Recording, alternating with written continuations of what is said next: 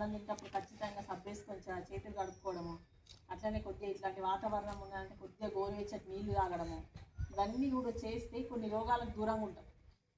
ఏమవుతుందిలే అని చెప్పేసి అట్లనే చల్లటి నీళ్ళు తాగడం, లేదంటే చల్లగా తిరగడము ఇది చేయడం. ఇప్పుడు వచ్చింది బాలింత అమ్మాయి, చెవులో దూది లేదు, నెత్తికి మఫ్లర్ లేదు అంటే ఎవరన్నా కావచ్చు. అట్లా ఒక 6 నెలల వరకు ఆ అమ్మాయి జాగ్రత్త తీసుకుంటే ఆమె భవిష్యత్తు బాగుంటుంది. ఎవరైనా, నా కోడలైనా నీ కోడలైనా ఎవరైనా అట్లా ఉండాలనేది ఉంది. కొన్ని పద్ధతులు పాత పద్ధతులు ఎన్నో ఉంది. ఇప్పుడు మఫ్లర్ కట్టుకోమన్నా కూడా సిగ్గుపడుతుంది, దూది పెట్టుకోమన్నా సిగ్గుపడుతుంది. అందుకని ఏం చేయాలంటే కొద్ది చిన్న చిన్న పద్ధతులు పాటించడమే కాకుండా, ఇప్పుడు అక్కడ కొన్ని బొమ్మలు ఇచ్చింది మనం, ఇప్పుడు మనం కూలర్ వాడినాం ఇన్ని రోజులు, ఆ కూలర్ గిట్ట మనం తీసే అట్లనే వస్తే అందులో ఒక్క దోమ దగ్గర 1,00,000 గుడ్లు పెడుతుంది. అట్లనే మనం ఉండని, ఇయ్యాల కాకపోతే రేపు కాకపోతే ఎల్లుండి, పిల్లలు ఇంటలేరని దాన్ని అట్లనే ఉంచుతారు. అది పేరుకపోయి అలా గుడ్డు పెడుతుంది. ఆ 1,00,000 దోమ అవుతుంది. అది ఆ 1,00,000 దోమ 13 కిలోమీటర్లు ప్రయాణం చేసి 13 కిలోమీటర్లలో ఎన్ని కుటుంబాలు ఉంటే అన్ని కుటుంబాలను గుట్టుకుంటూ పోతుంది. అది మలేరియా దోమ. తర్వాత చచ్చిపోతుంది. దానికి అది మనమన్నా చంపేస్తాం, లేకపోతే దానికి అదే చచ్చిపోతుంది. కానీ అది భయంకరంగా మలేరియా వచ్చిన తర్వాత నీటి ప్రతిజ్ఞ, నీటిని సంరక్షించుకోవడానికి మరియు తెలివిగా ఉపయోగించుకోవడానికి నేను ప్రమాణం చేస్తున్నాను. నీటిని వివేకంతో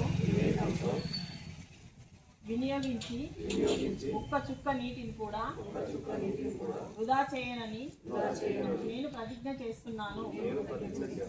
నాకున్న అత్యంత విలువైన సంపదగా నీటిని భావించి దానికి అనుగుణంగానే దాన్ని వాడుకుంటాను. నీటిని తెలివిగా వాడేలా, వృధా చేయకుండా ఉండేలా నా కుటుంబ సభ్యులను, స్నేహితులను, పొరుగువారిని ప్రోత్సహిస్తానని ప్రతిజ్ఞ చేస్తున్నాను. ఇది మన గ్రహం, దీన్ని మనం మాత్రమే కాపాడగలం. ఎవ్వరు కూడా భవిష్యత్తుకి మనం ఓన్లీ 15 లీటర్ల డబ్బా కొడుతున్నాం, కానీ వాళ్ళన్నీ కొనాలి.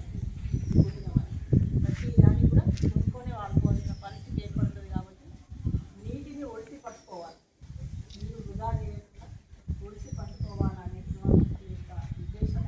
ఇది ప్రతి ఒక్కరి బాధ్యత. దాంట్లో భాగంగా ఏమంటున్నారు, సరే ఇల్లు కట్టుకున్న వాళ్ళము, చిన్న ఇల్లు కట్టుకున్న వాళ్ళని వేయగలుగుతామా అంటే కావచ్చు. లేకపోతే ఇల్లు కట్టే వాళ్ళు అన్ని సౌకర్యాలతో ఇల్లు కట్టుకుంటున్నారు. ఆ ఇల్లు కట్టుకునేటప్పుడు ప్రతి సౌకర్యం మనకు కావాలనుకుంటున్నాం. అట్లనే బోరు ఎప్పుడు ఎండిపోకుండా ఉండడానికి ఇంకుడుకుంటాం. అక్కడ చూపించేది అంటే ఇంట్లో నుంచి వచ్చే ప్రతి బొట్టు బయట బోర్లకి వెళ్ళిపోతుంది, మనకు వేస్ట్గా. అట్లా వెళ్ళిపోకుండా మన ఇంటి దగ్గరనే ఇంకుడుకుంట చేసుకోవడం వల్ల దాంట్లోకి ఆ నీళ్ళు అనేటివి వచ్చి మన ఇంట్లో ఉన్న బోర్డు కావచ్చు, మన ఇంటి పక్కన ఉన్న గవర్నమెంట్ బోర్డు కావచ్చు, బాగా దూరం వైపులో కూడా మనకు అవైలబుల్గా ఉంది. అది ఎటు పోకుండా మనకు ఉంది. నీరు అనేది ఎటు పోకుండా మనకి మంచి సౌకర్యంగా ఎండిపోకుండా బోర్డు ఉంటుంది.